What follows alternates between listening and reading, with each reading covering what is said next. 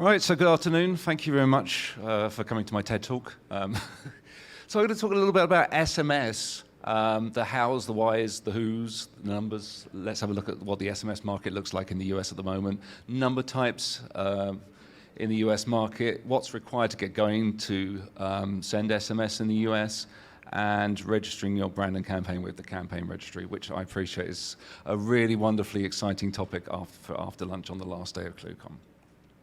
So who am I? As Evan said, I've been around for quite a number of years. I've been a telco geek since 1990-something. I actually used to bunk off college to go and read telecoms manuals and technical documents. That's how I rolled. I've spent 20+ years at companies including TruePhone, Jersey Telecom, Infobip, a lot of time in the SMS space. I'm also a part-time music producer, Twitch DJ, and retro gaming enthusiast. Please follow and like my Twitch thing so we can get to 50 people. That would be lovely. I've been a FreeSwitch user since 2007. And a little later on in my career, I founded and ran a company called Xyron, based in the UK, which is where I'm from, using FreeSwitch extensively, and sold that to a company called Telco Switch in 2020. And since July 2021, I've been the director of carrier operations here at SignalWire. So basically that means all the interactions day to day with the voice and SMS carriers that you send messages through and make calls through at SignalWire, I'm responsible for that team and those relationships with the carriers. And also you can find all my socials at alex.je/me. So, I did a presentation, there's the bit.ly link on the screen if you want to scan it. I did a presentation back at ClueCon in 2014, which seems an awful long time ago, called SMS for Voice People. And a lot of things have changed since then. It has really changed. We've gained 10 DLC as a thing, we've got a campaign registry, toll-free SMS is also a thing as well, so just bear with me, I'm having some problems with my notes here. There we go. So yeah, an awful lot has changed. And we're actually just going to go through some of that in a little while. But first things first. If anybody's got experience with Google Sheets and how to get the speaker notes to display at the same time, I'd appreciate your help right now. Because I am really struggling with this. Sorry, guys. Nope. Doesn't want to play. Does not want to play at all.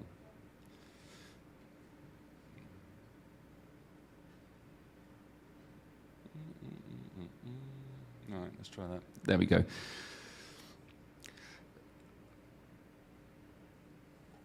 So this guy is called Friedhelm Hillebrand, 1984.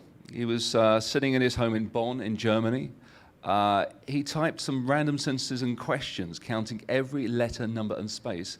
And almost every time, the messages actually, the things that he was typing came to fewer than 160 characters. So that actually became the limit of early text messages, because you could type an awful lot of things into 160 characters. So that is how we ended up with 160 characters as the limit. This is a Nokia 1011 phone. Oops, I'm really not doing very well with this. November 1992, I'm just going to wing this without notes. Let's see how this goes. November 1992, it was the first SMS-capable handset. It cost equivalent to about $1,500 without inflation. It's a very expensive piece of technology, but it's the first Nokia handset to do SMS. This guy, Neil Patworth, 3rd of December 1992, sent a message. Happy Christmas. That was the first text message ever. No one could reply because there wasn't a reply path, but he managed to send one message across. 1998, Vodafone, again in the UK. I mean, the UK, being slightly biased, but we were behind a lot of the things, a lot of the early successes of SMS. The first application-to-person SMS. So person-to-person messaging is I message you, you message me, we message each other. Application-to-person, A to P, is you message a computer or an application messages you. So the first application-to-person, A to P message, was in the UK in 1998. Who remembers Predictive Text by Tejic? Anyone? No? Okay, 1998, the first sorry, not the first ATP SMS, I've mislabeled it. So the first predictive text algorithm was developed in the UK in 1998, which was quite wonderful, and it's been terrible ever since with predictive text. 1999, up until 1999, you couldn't actually send SMS between mobile operators. So if you were, let's say, on Vodafone, AT&T, T-Mobile today, and you wanted to text your friend on someone else that wasn't the same operator as you, you couldn't. But that changed in 1999 when you could actually start sending messages between carriers. 2002, more than 250 billion SMS sent around the world. And that was really driven by the fact you could send messages across network to your friends on other carriers. 2006, anybody remember these guys, Twitter? I think they're kind of quite big now. It started also as an SMS social network. It was not originally a web thing, it was SMS based. 2007, SMS usage surpasses calls in the US. That's a pretty big milestone. 2008. Obama announces some guy called Biden as his running mate via SMS at about 3 o'clock in the morning to all his supporters. That was the beginning of political text messaging in the US. 2010, 200,000 text messages a minute being sent. It's an awful lot. But so interestingly, looking at the figures, you can see it rise and rise and rise and then dip right the way down after the 2010s. But then we're actually seeing a resurgence of SMS usage. You can see around 2017, that's the lowest trough there, and then it starts going up, which is really, really interesting. A lot of people have said SMS is dead. Use WhatsApp, use Messenger, et cetera, et cetera. Oh no, far from dead. One of the reasons why is it's ubiquitous. You can reach people on virtually any mobile device, virtually anywhere in the world, and it's fast as well. You don't have to have an application installed. You don't have to have an account with someone. It just works. You just send the message and off it goes. So focusing on the US SMS market, because obviously that's where we are. Markets around the world are very different. So say, for instance, in the UK, where I'm from, there is no such thing as a campaign registry yet. We do have shortcodes, we do have long numbers, but we don't have the hoops that you have to jump through, which I'll cover later. 10 DLC numbers that can send and receive A to P application to person messages from it's a regular 10-digit local phone number. That's effectively what it looks like, but it has been somewhat supercharged to allow high throughput messaging. Shortcodes, you're probably all familiar with, 5 or 6 digit numbers here in the US and Canada, and because of the cost, they are normally associated with larger brands or organizations. Toll-free SMS is relatively recent, send and receive A2P messages with a toll-free number. All of those three are similar but different. They all have registration requirements at the moment, some of them more arduous than others, and I'll come back to that in a second. There are 3 main gatekeepers in this industry, or 3 sets of gatekeepers, and they're all very different. So if you want to do something with 10DLC, you deal with inevitably a company called the Campaign Registry. If you want to do shortcodes, you'll be dealing with a number of people. You'll be going off and getting your shortcode from the Common Shortcode Administration and then complying with CTIA rules, and the platform's run by a company called iConnective. Toll-free SMS, the whole thing's run by a company called ZipWhip.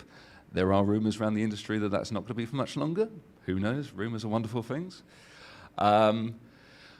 What do you need for each type of SMS? Like I said, it varies. So 10DLC, you register a brand. So let's say Alex Co wants to send SMS. So Alex Co has an EIN, an employee identification number, or a company number, or if you're in Europe, a VAT number. You go off and register your brand, and there's some background checks that happen to make sure your company is who they say they are. So Alex Co gets a brand approval. Campaign registry say, yes, check, that's fine. Then I need to actually understand what sort of traffic am I sending? Is it marketing messages? Is it two-factor authentication messages? Is it appointment reminders? Is it political? All these sort of things vary. So each message type has to fit in a particular category and that then gets assigned a particular kind of throughput, a particular set of rules. Once I've done that, I will go off and register my campaign. There's certain things that you can't do with 10DLC, normally shaft content. sex, hate, alcohol, firearms, tobacco. You can't do stuff related to that. You could definitely not do things related to marijuana because it is federal issues with that, even if it's legalized state by state. So assuming that Alex Co doesn't want to send messages about getting high or, buying weed paraphernalia, we're all good. Let's go off and register that. I registered my campaign type. I'd like to send, let's say, for instance, I want to send appointment reminders to my customers. So I go off and do that. It all gets approved, check in the box. By the way, this takes a couple of days normally. It can take longer if you are a non-US brand. It takes a little bit longer to verify. I put the numbers on the campaign, up to 49 numbers. This will become apparent later why. And then I start sending messages, and hopefully my messages are good. They're on brand. I'm not up to any mischief. I unsubscribe people from stop requests. I don't beg them to come back, and off we go. It's relatively low cost. We'll cover some of the costs on 10DLC in a minute. Short codes are, like I said before, they are expensive. You're looking in the hundreds instead of the tens per month to run a short code. It takes a lot longer. You lease the short code, so you start paying for it, and then you go off and register a campaign, and the carriers will sit there and look at every single thing you've written about that campaign and say yay or nay, whether they'll allow it on their network. Toll-free SMS. You used to be able to just go off and get toll-free numbers and just start sending messages. Something happened over the last sort of 6 months or so where the carrier started asking ZipWhip to register, to verify the brands associated with the numbers and get the numbers registered. That is now mandatory, with a few minor exceptions like sending traffic to Canada. So each of them has a separate process flow. Now back to 10DLC, because that is really the most popular type of SMS here in the US. I'm not going to go through all of these. You're all capable of reading, I'm sure. There are a lot of three-letter acronyms and terms that you'll see dotted around, but I think I want to highlight a couple of the important ones. MNOs are the mobile carriers, mobile network operators. DCAs are the direct connect aggregators, so the people that connect to the MNOs. And CSPs, SignalWire is a CSP. You could become a CSP if you want to as well, if you work directly with campaign registry.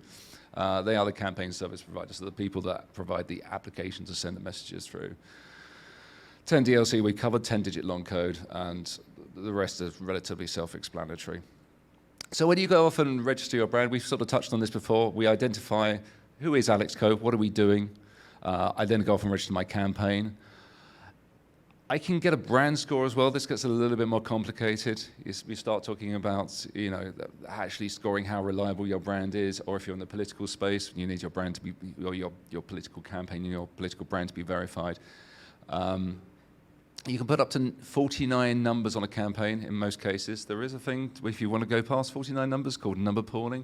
I really don't suggest it. It's very expensive, it's very time consuming, and 9 times out of 10, you don't actually need more than 49 numbers on a campaign. If you absolutely do, come talk to us, but in most cases, the carriers will not allow it. Like I said, it takes 1 to 3 business days. We are currently faster than most providers. There is a little bit of manual back-end work going on in the industry. It's not all automated. It's not, if you push the button on your space, on the API, it does go to someone at SignalWire to review, and it does go through the DCA chain for review. That's mainly because not that long ago, T-Mobile started threatening to introduce very hefty fines for non-compliance. So everything checks and balances all through the system. Like I said, you could do this through your SignalWire space, or you can use the API to do it. Now, we talked about Alex Co. If I'm sending messages directly to my end users, I'm an individual business. I register just once as my brand, and all the campaigns will go under my brand. However, if Alex Co. is sending messages on behalf of other businesses, so say, for instance, argument's sake, I provide software to doctors' surgeries, and I want to send out reminders. Each individual doctor's surgery will need to register, so I am a reseller. So I can't just say Alex Co. appointment reminders, and here are these 10 doctors' offices and surgeries. No, each one will have to register separately as a brand. They'll have to register their own campaigns. I cannot just merely aggregate it. That's quite important to know that. Now, if Alex Co. was new to the market and it was just me, I would get SignalWire to do all the work. I appreciate I'm biased, but I would just be a reseller of SignalWire, nice and easy. But as Alex Co grows and as you guys grow, if you're reselling, you want to start doing a little bit more of the heavy lifting yourself, you can actually register directly with the registry, which is Campaign Registry, for a $200 one-time fee. You will then have the delight of working directly with them, all the fun and games that entails, and then you just use SignalWire as your plumbing, as your pipe into the carriers. So there's a couple of options if you are going to be reselling. It's very important to know that in the majority of cases, I mean, you can mix use cases on a campaign, so you can have appointment reminders, you can have two-factor authentication, you can have all marketing all under one mixed campaign. It's not generally a good idea. It's better to split it up into individual campaigns and individual types. It's also worth knowing that if something really bad happens and one of your campaigns gets struck out by the carriers, and it's a mixed campaign, everything tumbles. If you do this all separately and you have a problem with one, it doesn't affect the rest of them. There's a lot of text on here. I'm not going to go through every single one. And there's actually 2 pages of this. There are many, many, many use cases in the world of 10 DLC. So we touched about two-factor authentication and customer care, marketing, polling and voting. You know, some of these you will generally, well, actually, there's some specialist ones on the second page. Some of these are very, very specialist. You won't generally see these day to day. There is, kind of back when we're talking about registration as a brand and EINs, if you're a very, very, very small micro business, you will not have an EIN because you don't have any employees. The industry understands this, and they came up with something called sole proprietor. So you don't need an EIN or a tax ID. You can just say, hi, I'm Alex Co. I am just one person. I'm not a corporation. I'm not incorporated anywhere. I'm just me. The problem is with that is that got massively abused by a certain large, well-known CPaaS provider who was registering everybody as sole proprietors. So the mobile carrier said, stop, we don't want to do this anymore. Sole proprietor is not a thing. We've got to switch it off. First, we're going to revalidate every single person that's on here to make sure that they are not a proper company and they don't have an EIN. And then a certain large carrier turned around and said, actually, to hell with it, we don't want any of this. We don't want to do this. So sole proprietor is only going to now work on one carrier, on one major carrier, so it's a little bit of a state of flux at the moment. But, you know, looking through some of these specialist use cases, political, if you're in the US and you're a registered voter, I'm sure you'll know what's going on at the moment because you're receiving a torrent of text messages. Political is a very particular kind of campaign type. Education, emergency, charity, et cetera, those are particular campaign types. But, you know, like I said before, the general ones, if Alex Co wants to send out appointment reminders, that's a customer care interaction. If Alex Co was, I don't know, let's say, for instance, I was providing financial services of some sort and I wanted to tell you that something was going on with your credit card account, or, you know, there was let's say a password reset or something or other, account notifications, two-factor authentication we've covered, public service announcements we covered, I think. These are the different use cases on 10 TLC that the carriers like to pigeonhole you into. Because I have rattled through this very fast, and I think we've got about 5 minutes left, and none of my speaker notes worked, so I really sincerely apologize for that. I've got best part of 5 minutes to answer any questions you may have about 10 DLC, about SMS, about shortcodes, about anything. I see two gentlemen in the back with their hands up.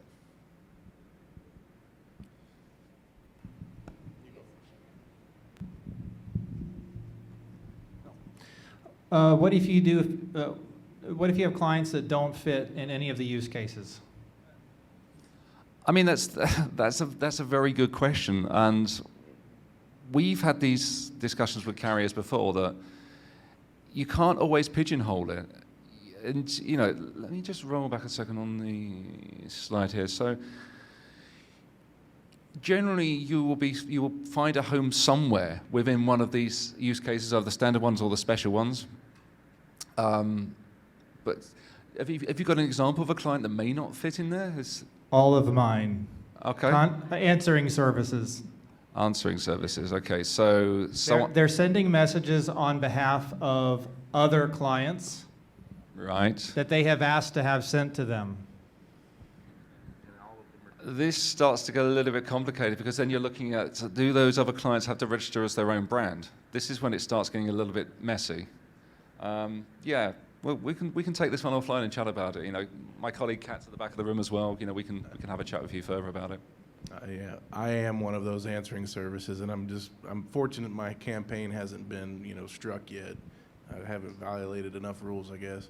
But the another situation I come across when it comes to registry is, even though I'm registered, there are many occasions where a random carrier like AT&T, Verizon, T-Mobile will just silent blacklist my phone number without giving any kind of notification that has happened back to the sending carrier.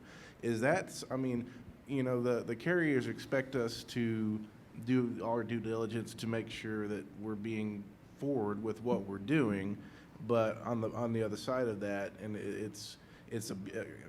I would consider it a bit abusive whenever they do those sorts of things. They'll just blacklist the number. Is there any way for there to be repercussions on the carrier side for those kind of behaviors? I think a couple of observations and thoughts on this one. SMS is a closed ecosystem. It's not federally regulated by the FCC. It is a carrier product. There is no automatic right to send messages to their subscribers. So therefore, they are well within their rights to block messages if they consider that they are spam. Just because a number is registered as part of a campaign's associated with a brand, it doesn't guarantee, 99% of the time it's all fine, but it doesn't guarantee that SMS will fly through, because carriers still have anti-spam systems sitting there on the A2P side, watching, listening, learning, and blocking messages. Now, if you do get your messages blocked, and SignalWire is your CSP, come talk to us. We'll investigate it with the carriers. We'll provide them with examples, and it helps them tune their machine learning and their spam filters. But like I said, there is no cast iron guarantee that just because you've done all of this and jumped through the hoops and done everything completely correctly, that your messages will absolutely 100% guaranteed to get there. 99% probably. 100%, unfortunately not this time. It's absurd because it is pay to play now. Like, in addition to your regular sending fees for each message, you now have to pay to register your campaigns and continue to pay them, and they still are blocking. So it's frustrating to say the least. Yeah, I mean, this is a relatively new development as well. T-Mobile have decided in their infinite wisdom that they're going to start charging for numbers that are associated with campaigns that have no traffic on them relatively soon, so from December onwards. And we're still, discussing this inside the industry. The industry has turned around to T-Mobile and just said, seriously, what? Why? You shouldn't be charging for this. I'm not T-Mobile bashing, but, they are, out of AT&T, T-Mobile, Verizon, they are the most random when it comes to fees and policies and things like that, and also the best at U-turns. They have actually more U-turns than the British Prime Minister. So yeah, we do battle hard in the background. We're always advocating for our customers. We always want this traffic to go through successfully. We're always talking to Campaign Registry and some of the other DCAs, but unfortunately, it's just not guaranteed 100%. Thank you. I think we're kind of out of time, but I think we can do one more question.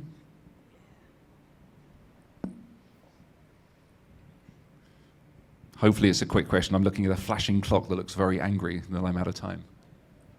I have a question about very low usage. So if it's not really a program that you're using to blast out messages, it's just basically a person sending 1 or 2 messages a day. Do you have to register for that?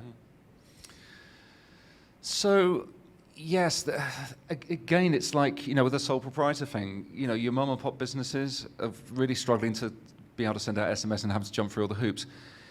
If someone wants to just send out 1 or 2 messages a day personally to their own cell phone, we've had to, unfortunately, make them register for a campaign.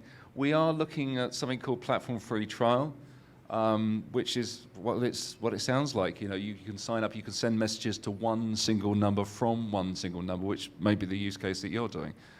But then there is a bit of a gap between the platform-free trial and going the whole hog, registering your brand, registering your campaign, everything else. And the carriers are aware of this, and it's just a constant change in the industry to try and accommodate everybody's needs. It's normally almost, instead of proactively fixing this, they're actually fixing it in the mix as they go. They're reactively dealing with it. So I think platform-free trial might be the closest for something like that, or just going off and registering your own brand, which I appreciate is work, but it's unfortunately this is the system we're with at the moment. Thank you. Thanks.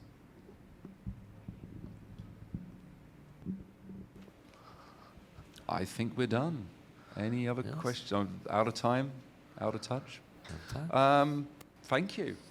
You've been a great audience, and thank you for bearing with me in my crash and burn Google Slides failure. I hope to get a Dangerous Demo prize for that. Thank you.